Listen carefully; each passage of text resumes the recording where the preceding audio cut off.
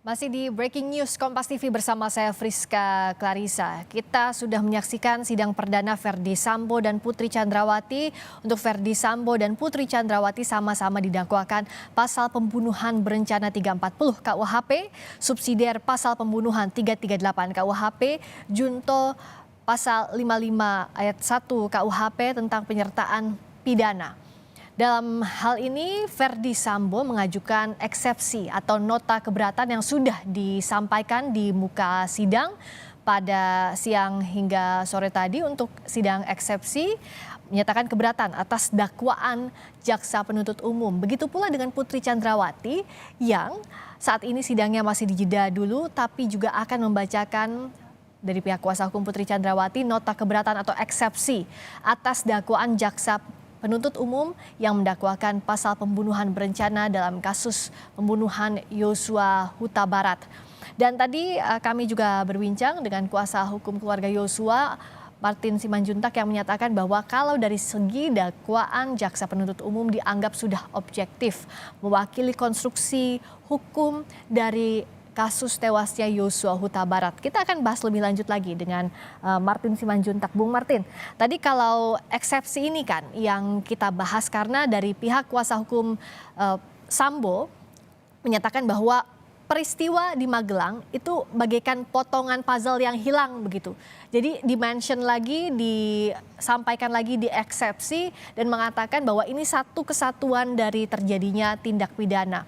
Kalau keluarga Yosua tetap bersikukuh bahwa tidak ada itu yang namanya kekerasan seksual, meskipun tadi dimention berulang kali, dibacakan bahwa ada percakapan-percakapan pada saat di Magelang. Ya, terima kasih. Tentunya begini ya, kami kan membantah tapi harus menjelaskan kenapa tidak ada kemungkinan ataupun tidak masuk akal tuduhan tersebut ya. Betul. Seperti mereka yang hanya menyampaikan nota keberatan, ya dengan hanya modal mengatakan bahwa tidak cermat, tidak jelas, tidak lengkap, sehingga dakwaan tersebut kabur dan sehingga konsekuensinya adalah batal demi hukum. Nggak bisa begitu, Mbak Putri, ini ya, Rizka. Mbak Rizka. Kenapa saya bilang tidak bisa seperti itu? Karena yang pertama ya, mereka mengatakan bahwa dakwaan itu tidak cermat, tidak jelas, tidak lengkap karena tidak mengakomodir keterangan dari terdakwa ya dalam hari ini ya, seperti dikatakan bahwa kekerasan seksual itu tidak dijelaskan secara lengkap ya. Ya bagaimana mau dijelaskan secara lengkap? Bahkan saksinya ketika dikonfirmasi selain Putri Chandrawati seperti saksi Kuat, saksi Susi, dia tidak melihat kejadian atau peristiwa pelecehan seksual tersebut. Semuanya hanya bersandarkan terhadap keterangan saksi Putri Chandrawati. Nah, tentunya rekan jaksa penuntut umum juga tidak mau ya sampai terikut ataupun mengikuti keterangan terdakwa yang justru nanti malah akan mengaburkan dakwaan mereka. Ya, lalu kalau memang sepertinya mereka ini mau semuanya surat dakwaan seperti konstruksi hukum mereka, tentunya akan jadi kabur. Kenapa saya bilang kabur? Ya, di Jalan Duren 3 dari Saguling ke Duren 3 itu dalilnya Verdi Sambo, dia bilang katanya dia mau main badminton. Ya, pasca mendengarkan terjadinya kekerasan seksual. Nah, bayangin, pernah kita bayangin ketika surat dakwaan jaksa penuntut umum itu nanti diikut sertakan lah kata-kata ingin main badminton itu, dan menurut keterangan dari terdakwa bahwa Verdi Sambo ke Jalan Duren 3 itu tanpa sengaja, justru akan melemahkan pasal 340. Tidak ada penegak hukum yang mau membuat dakwaan yang justru melemahkan. Begitu loh. Jadi memang konteks ini wajar-wajar saja kalau pembelanya ataupun penasihat hukumnya inginnya dakwaannya itu yang kabur ya, ataupun yang tidak tajam ke arah salah satu pasal yang hukumannya itu maksimalnya adalah yang paling berat di Indonesia ini. Ya wajar saja. Yang menarik kan kalau bicara soal eksepsi biasanya yang dibahas soal keabsahan formal dari dakwaan yang dibuat jaksa penuntut umum. Tapi kalau tadi dari eksepsi pihak penasihat hukum, apakah Anda melihat ini sudah masuk pokok perkara begitu di eksepsi yang diajukan di nota keberatannya? Memang eksepsi mereka masih dalam koridor, karena gini, kan tidak ada kesempatan untuk melakukan tangkisan untuk kewenangan absolut ya, karena memang benar ini peristiwa pidana, jadi tidak bisa ditangkis secara absolut. Lalu mau ditangkis juga secara kewenangan relatif ya enggak juga, karena lokus dan tempus delicti terjadi pembunuhan terjadi di wilayah hukum Jakarta Selatan, jadi tidak bisa digunakan. Nah, satu-satunya cara memang dengan cara sesuai pasal 143 bahwa dakwaan ini adalah kabur ataupun bahasa perdatanya obscure libel gitu ya. Namun ya yang digunakan oleh mereka justru adalah hal-hal yang seharusnya menurut mereka itu menguatkan dalil mereka, ya, seperti contoh terjadi kekerasan seksual tapi tidak ada visumnya, ya, terjadi kekerasan seksual tapi saksinya hanya satu, terjadi kekerasan seksual tapi menghilangkan barang bukti. Bagaimana jaksa penuntut umum bisa yakin gitu ya bahwa memang benar terjadi kekerasan seksual tanpa didukung bukti-bukti yang kuat yang lainnya?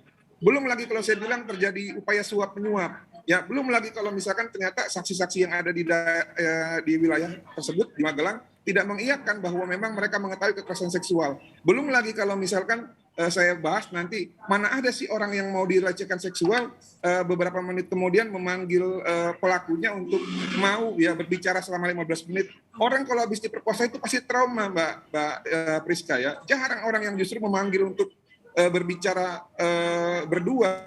Jadi menurut Anda tidak masuk akal apa yang disampaikan lewat nota keberatan tadi? Jadi kemungkinan besar adalah sebaliknya ya, jika dihubungkan dengan teori dari relasi kuasa. Kita harus tahu siapa ini Ferdy Sambo. Ferdy Sambo adalah jenderal bintang 2, polisinya polisi. Tentunya istrinya ini juga memiliki kewenangan yang tidak mungkin dibantah oleh ajudan yang hanya berpangkat rendahan gitu ya. Nah, yang menariknya begini, Anda juga kan tadi bilang bahwa satu-satunya celah ya obscur libel ini atau dakwaan dianggap kabur dari pihak penasihat hukum. Nah, bicara soal relasi kuasa tadi, dalam nota keberatan disampaikan oleh pihak Sambo bahwa pada saat di Magelang ada ancaman dari Yosua terhadap Putri Chandrawati yang mengatakan bahwa kalau jangan sampai bilang-bilang nanti saya habisi begitu nyawamu dan juga Sambo dan lain-lainnya. Anda melihat ini make sense, masuk akal? Copy paste dari keterangan di tanggal 8 Juli Mbak Friska ya. Nah, kalau ada ancaman itu ya, suara-suara untuk mengancam, siapa yang mendengar? Ya, apa buktinya?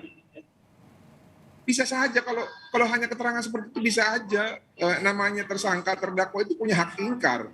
Ya, bisa saja mereka ya membuat celah hukum untuk meringankan dakwaan ataupun tuntutan untuk kasus ini. Nah, cuma masalahnya sekarang kalau memang benar-benar Joshua itu pelaku kekerasan seksual, kenapa bukti-bukti itu dihilangkan? Sedangkan kekerasan seksual itu membutuhkan bukti. Ini justru buktinya dihilangkan. Ini yang buat kita nggak percaya. Gitu loh Mbak. Oke. Priska. Jadi kalau dari kuasa hukum Yosua bersikukuh bahwa tidak mungkin terjadi kekerasan seksual di Magelang. Begitu. Terjadi kekerasan seksual mungkin, upaya kekerasan seksual mungkin terjadi, tapi pelakunya bukan Joshua. Justru yang bisa diduga keras yang melakukan ini adalah Ibu PC. Ya, Kenapa begitu?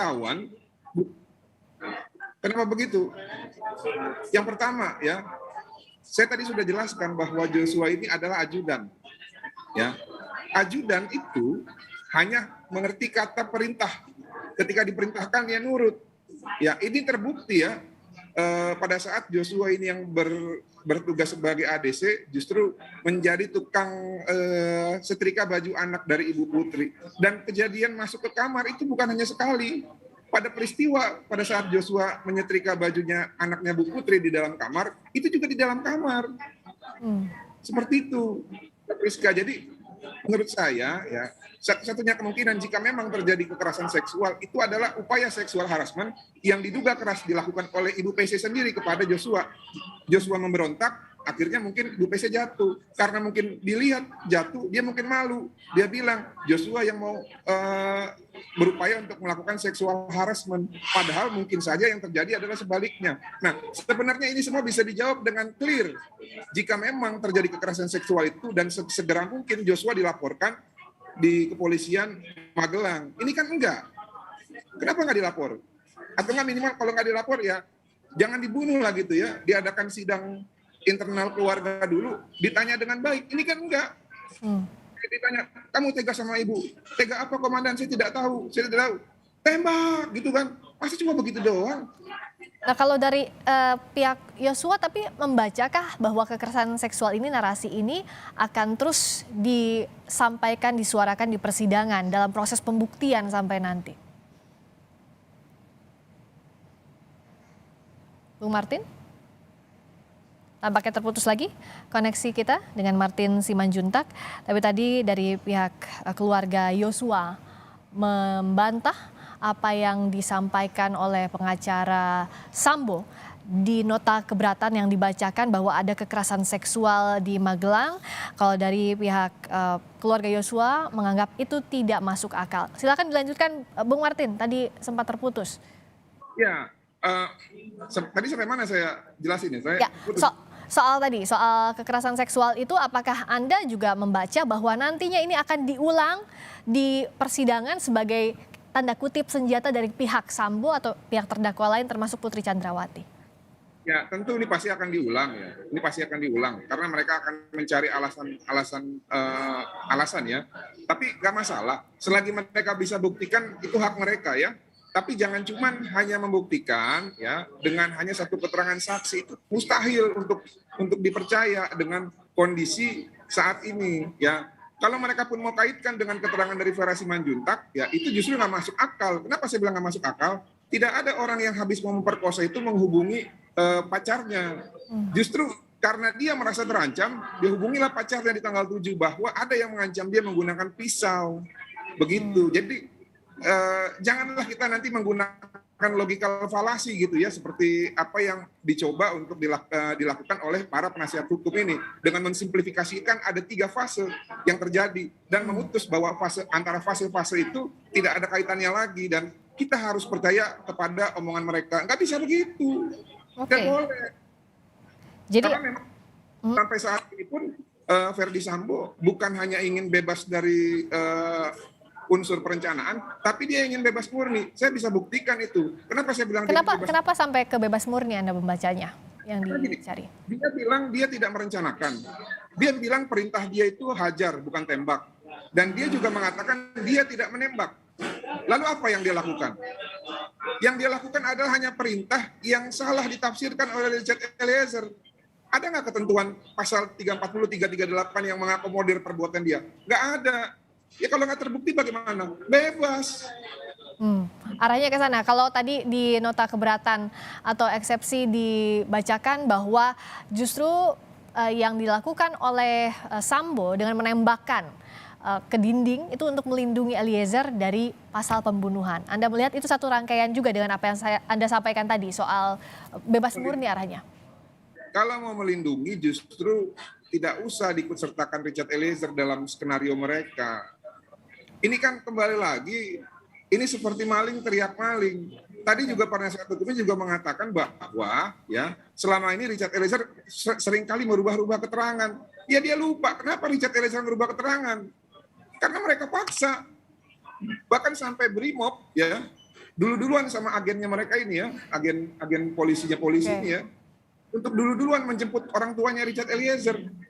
Puji Tuhan, rekan-rekan Brimob yang lebih dahulu menjemput keluarganya. Kalau enggak, ya mungkin sampai saat ini Richard Eliezer tidak akan berkata jujur. Baik.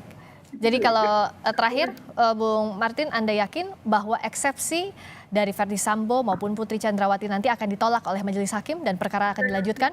Eksepsinya akan ditolak.